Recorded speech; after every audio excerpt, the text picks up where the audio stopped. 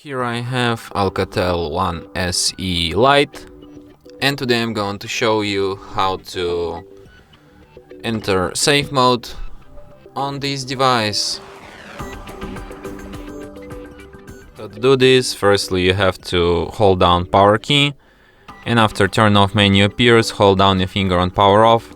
Then it suggests you to reboot to safe mode, you tap OK, and device will be restarted in the safe mode.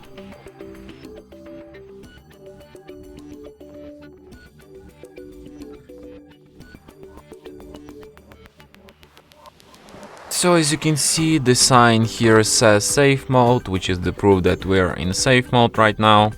So when you're done using safe mode, to exit it, all you need to do is to just restart your device and it will be restarted in a normal mode.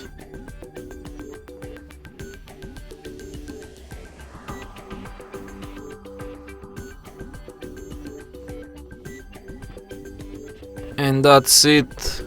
Thanks for watching. If you find this tutorial useful, don't forget to hit that like button and subscribe to our channel.